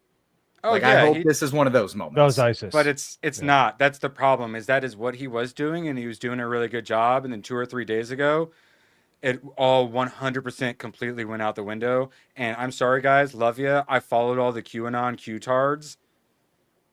The 3D chess is very rarely actually 3D chess. And this whole trust the plan nonsense, you're going to trust the plan straight into World War fucking 3. I'm sorry. I wish that Trump was who you all think he is in your head. But this is the same guy that handed over the presidency to Bill Gates and Fauci in his first term. He's now handing over his presidency to Netanyahu. It sucks. He's a boomer billionaire, neocon, former liberal Hillary Clinton donor. I wish he were that super based, mega conservative that's in our heads. Sadly, he's not. We got the Trump we have, and the reality, he's leading us into World War III when he was the only cool head. Sadly, though, it looks like the neocons got to him. It sucks. We will have to see. I've got fingers crossed that there's something else there. We've got here's the thing. Here's the positive. We got our Real Thomas Massey's, but that's it. Real quick, Erwin. The positive from this is that he's mobilized a bunch of younger people to be America first, and they will leave him behind. And I'm not a younger person.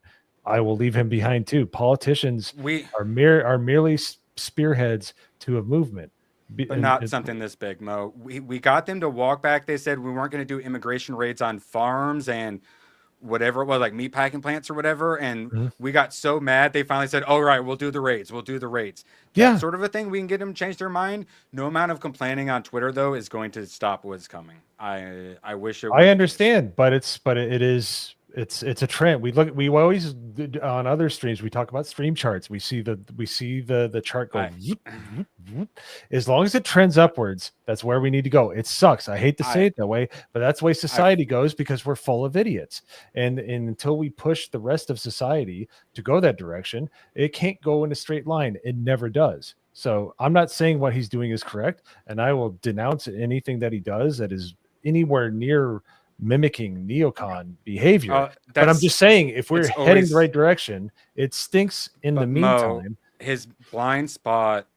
He might have learned some lessons. Well, we got RFK in instead of putting Fauci in charge of everything. He has learned some lessons. His blind spot has always been Israel. Totally. It sucks. No, so I'm it's sorry. from his generation. This Yeah. is not 70 chess. He tried the peace option. It I'm didn't not work. saying it is Now at he's all. going full regime change and most likely going to get us directly involved because we are the only ones with the missiles to actually destroy their bunkers. Israel hasn't hit Iran's secret Fordo nuclear facility yet. Here's why it might. This is what they need us for. And that's what they're going to do to drag us in is, oh, well, America just, we just blew up their nuclear program and killed their supreme leader. It's okay, guys. We didn't get any sort of congressional war powers or anything. Don't worry about it. That's how it starts. And it's going to spiral out of control from there. Oh, limited strikes or, oh, Iran's weak. But they are crazy, suicidal, like religious nuts. They will try to take everyone down with them.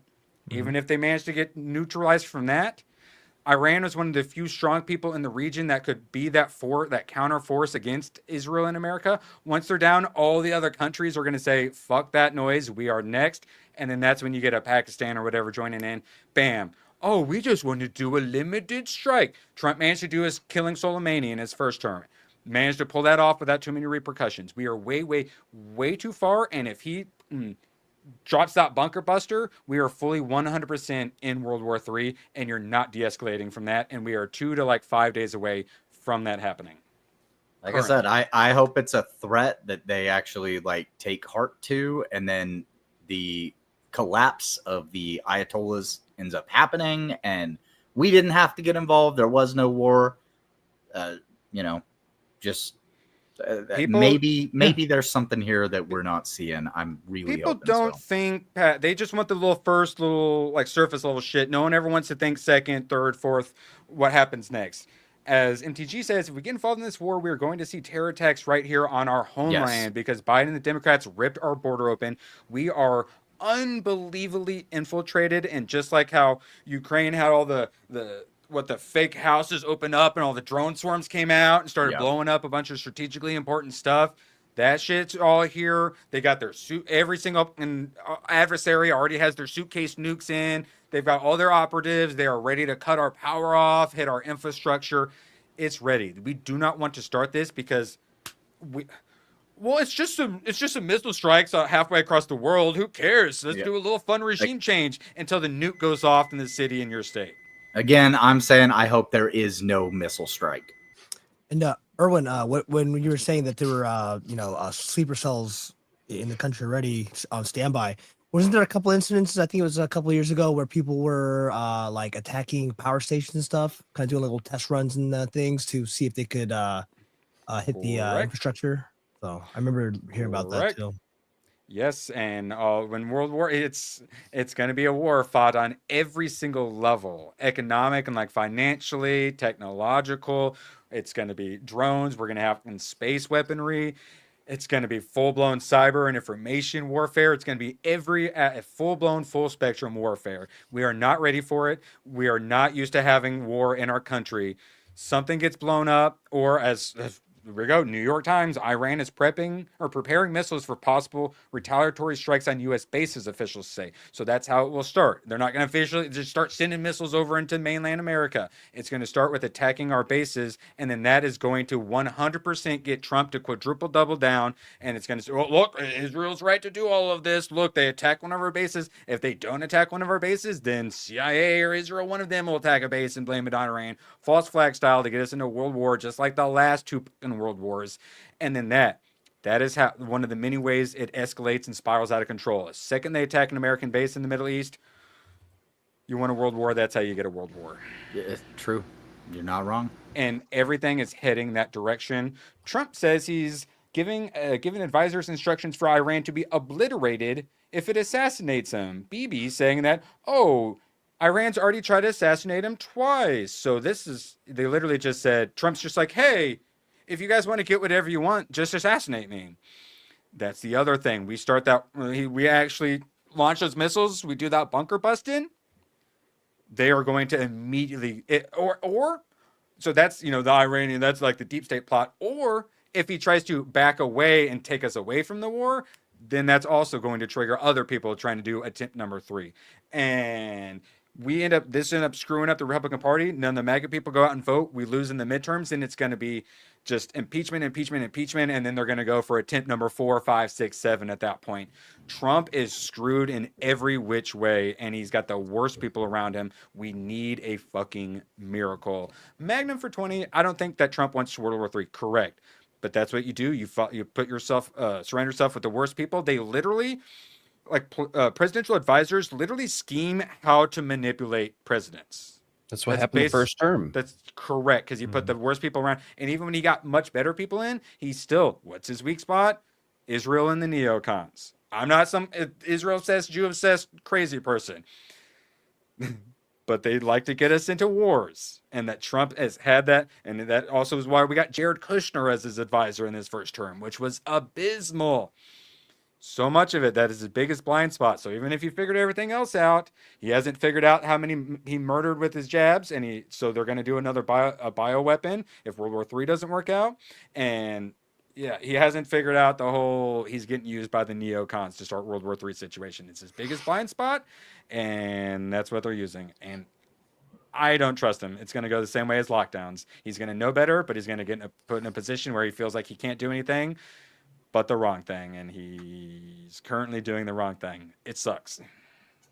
So my thing is, he has to know that if he does start World War III, that most of the American people, whatever side you're on, whether you're left, right, whatever, they're going to turn against him. This is not what, even the people that voted for him, this is not what we voted for. And if he's to do something like this, bring us into a world war, he's going to have a lot more problems at home, I feel like, than he is having to worry about the overseas stuff. And if we get ourselves in a global war, of course the Democrats are going to go full in on their civil war too. Mm-hmm. Yeah, absolutely. I can already imagine my boss is going to be talking so much shit about this stuff the next couple of days. He is a hardcore lefty. Ugh. Yeah, it's going to get them all fired up. Wait, who did we just lose? No. Also, Mo, you said you had to take off. I'm trying to stay awake. I'm really tired. It's a great conversation, and I just say it with your mouth. Why would you write it in private chat? Private chat. Mo, I'm sorry. I thought you were a professional. They don't use private chat like we do, Mo. Interrupt. You guys are weird. Mo, do some plug in. You own scamper out of here. All right. Tomorrow, Leighton gave the GCA. Thursday, I'm going to play Mass Effect. I'm doing it. I'm making the thumbnail. I'm going to do an hour. I'm going to start out with an hour each Thursday, and I'm going to tick it up when I can. But I'm looking forward to playing it. I've put it off long enough, but now is the time. So especially during all of this bullshit going on, perfect escapism. So.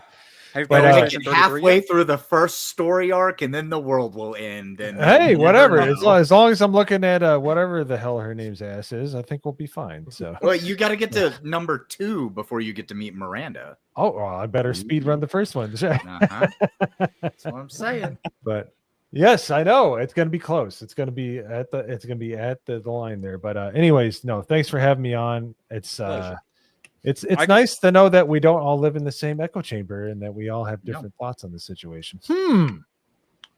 But no, been a pleasure. Full-throated conversation. It's awesome. But full-throated. Why? Yeah. Jesus, Mo. Go. Okay, bye, everybody. See you later, Bo. Almost made it. All right, bye. Almost. Avocados in the chat.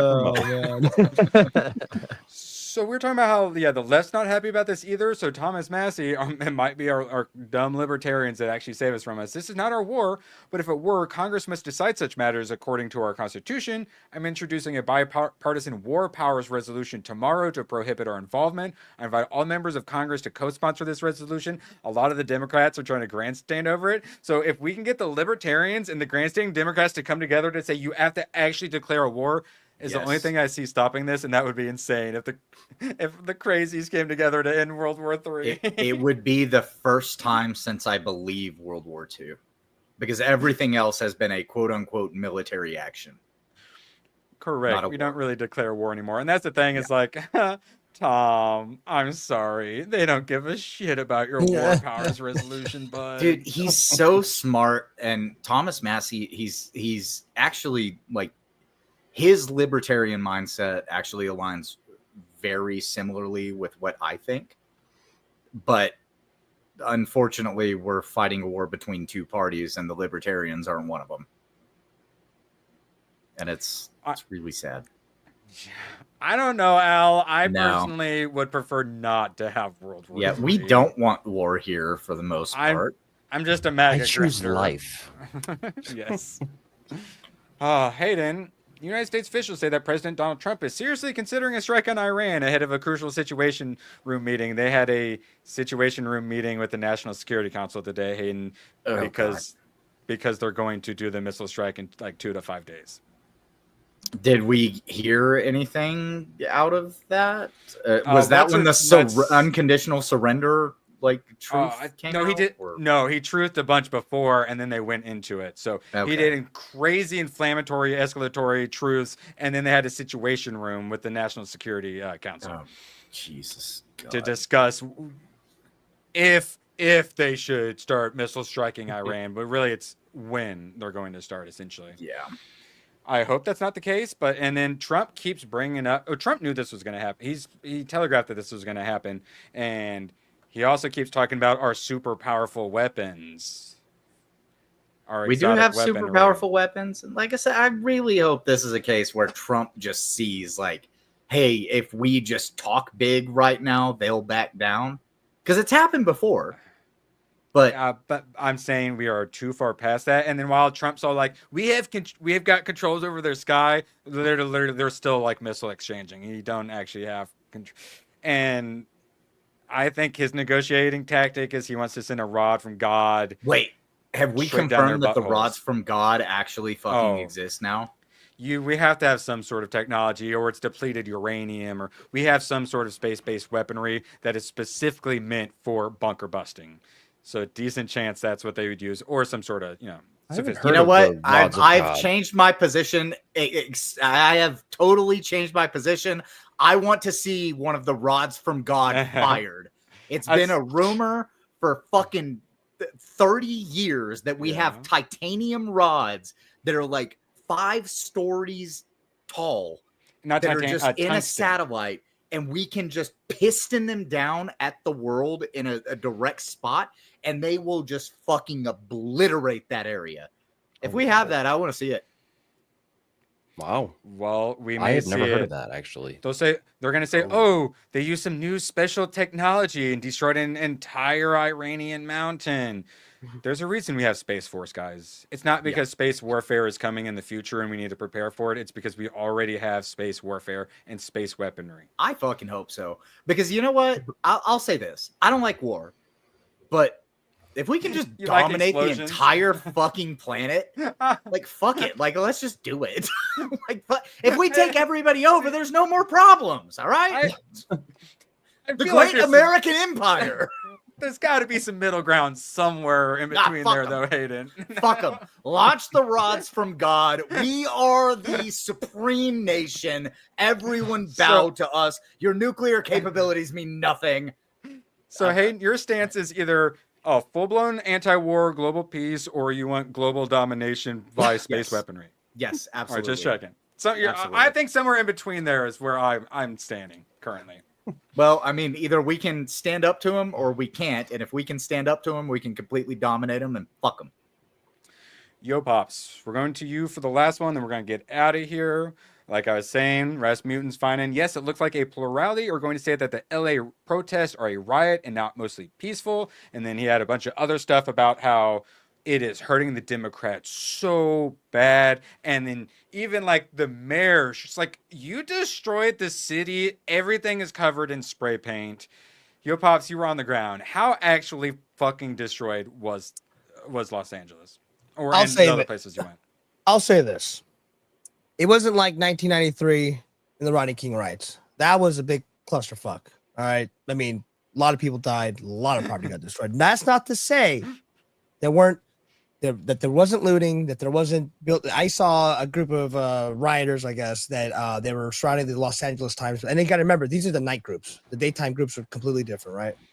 Yeah. These guys were literally in front of the Los Angeles Times building. They're smashing the windows, they broke the front door down. So I threw a mortar firework in there, trying to set the place on fire. There's fires set everywhere, graffiti everywhere. I didn't see it myself, but there were reports of a shoe store being looted as well. And so LA, there was probably a good amount of property damage. Orange County, not so much. There was some stuff going on between the protesters and cops, but it wasn't like LA. But no, there was a lot of damage for sure. People in like your daily life, people like from your state, what are their opinions? Like, was it some terrible optics for the Democrats, or are they're like alongside them? No, I mean, so here's the thing. It's not so easy. It's not like black and white, right? So there are definitely a lot of people, and they're not gonna, a lot of these people, they're not like us, where we actually kind of like, we were like news hounds, and we actually dig into the information, and I'm addicted. Kind of form an opinion. Yes. Right, exactly. So I read the news before I get out of bed. It is not healthy for me. Yeah. And trust me, I was the same way. I had to stop doing that I mean, it drove me crazy. It's not healthy. Yeah. But so a lot of these people, or you'll end up saying we need to just blow up the entire world with space rods. The membership started working again. Oh, hey, they fired back up. Look at that. All we needed was that super chat. Now they're going. See, that's what I told you. Yeah, so it's basically you just have to wait for people's to expire, and it's based on like what time. So so some people just lost theirs, and no, let's see. I think we might still be waiting on Jake Martin to squeeze one out. Well, we'll have to keep an eye out. So No Kings. We should have been talking about some more No Kings, but. Man, that fizzled like crazy. Obviously, they're going to keep trying it. But I don't think it's going to work. If we didn't have World War III happening to take away from the limelight, maybe they could have pushed something. I don't think that No Kings shit's going anywhere. I don't either. It's because they tried to tag it on to Trump's birthday and say that he was doing a military parade whenever Trump's birthday also just happens to be the day that we formed the United States Army in 1775, which, yes, the United States Army is a year older than the United States. So we just hit the 250th anniversary for the United States Army because they had to, because Bilderberg was meeting and Alex Soros and Huma Abedin got married too. It was a very interesting day.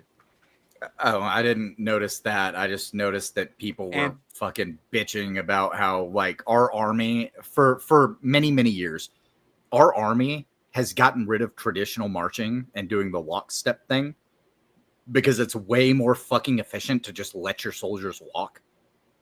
And that's what they do. Oh, okay, wait. So, all right. So, I think the Haydens went through, and then Jake's went through, and then 2 more reverse farts dropped. It's like, I fucking love you guys. Literally, YouTube. You guys are so generous. YouTube doesn't even know what the fuck to do. It's unbelievable. I appreciate you all so much. I really hope World War III doesn't get in the way. Nerd Slap. You think the No Kangs is going to work out for the Democrats? Oh, not at all. I mean, there was one probably less than 10 minutes away from me, and when I went and drove by it, there was less than 50 people there. But they have how all old these and people. white were they?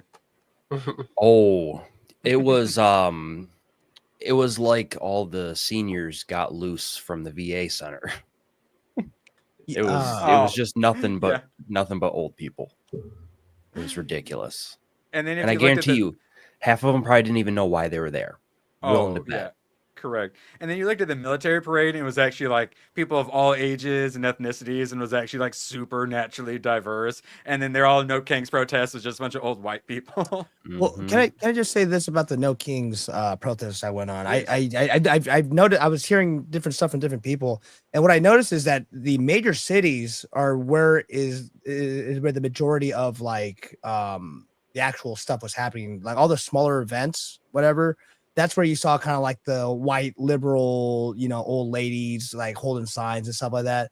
But I mean, I think this event is like really like if you go into the cities, that's where you see like I guess a diverse crowd out there and a lot bigger group out there. And so it's I mean, the smaller cities, those were kind of just really nothing. You want to know something fun about looking into the No Kings movement a little bit? Please do. Yeah, tell us more. So it's funded from a very highly organized organization. And coincidentally, the one in Washington, D.C. was the only one that was not tied to the same funding as every other one. Guy, is that who you're talking? Or because there's some different groups, but there were a couple of different groups, but if you look higher up, they're all tied to I can't remember what the name of the organization is, but they're all tied into the same organization. They've all been funded. Like, people have been bussed in. So the town that I currently live in had a bunch of people out on the streets. Nobody knew who any of these fucking people were. And they were like filling the bust-in crowd.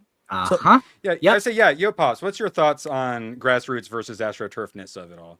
Oh, it's definitely obvious. You could tell, because when I was there, and this wasn't just for the No King stuff, for the previous and this was mostly in LA. So like I said, these guys, the organizers, they target the bigger cities to have a bigger impact, right? Because that's where the majority of the people are going to go. And they have literally tents that are giving out free protective gear, handing out food, water, things like that. And and then and to Hayden's point, I was going to say, so I forget if it was the No Kings or it was the regular post. I want to say it was a No Kings event. If you go to nokings.org, it might be there. I forget where I saw it on the website, but yeah, it's nokings.org. Yeah, so there's major companies that are funding this. Walmart, Target, those are just name a few. Like, major corporations are funding all this activity that's going on, not just some NGOs and private non-for-profits. So it's a lot more bigger than we think. It just say most of those people. Okay, I'm going to throw out the word of the day. Oh God! Most of those people, say it. Those companies, they're actually involved with Bridge. What's today's secret word? Thank you for giving me time to prep that, Hayden. You're welcome. I appreciate it. The slow build up. All right, and then Nerd Slap, did you have any last things about some grassroots, some No Kings, or anything like that? I mean, really, all that I can really say is all that I've already said. It's America first. I don't think we should be in any kind of war. It's. Do you think the Democrat fascist terrorists are going to be successful here, domestically? It's hard to say, honestly. It could go either way. Still, it's all the Republicans to lose is my stance, and they were doing a really good job, and now they're doing everything they can to lose and drag the world into World War III. And I don't like World War III. I don't either. Nagernal, we'll give you the last word, Nagernal. Do you like World War III? No. It's just last word, perfectly poetry. spoken. Hey, 10 out of 10. Hey, anything you want to plug? Where are you going to be, homie? Listen, I'm gonna be, I'm here every Tuesday. I'm on with ABF every Monday, and I'm on with GCA tomorrow. ABF, and then they raid into the GCA tomorrow. I set it up. Shout out to B-Man for telling me. We will be raiding into Smash JT, so just stick around if you want to check him out. Nerd Slap is Monday, Wednesdays over on ABF, and then any other streams you wanted to plug? Just Nerd Files over on YouTube and Spotify, and then my Kick channel. So you'll see me around. Yo Pops, you gonna keep covering protests, or what are you planning on doing with that newly monetized channel of yours? So Juneteenth is just right around the corner. I think in 2 days we're gonna go hit the streets. We're gonna see what we can see, find what we can find.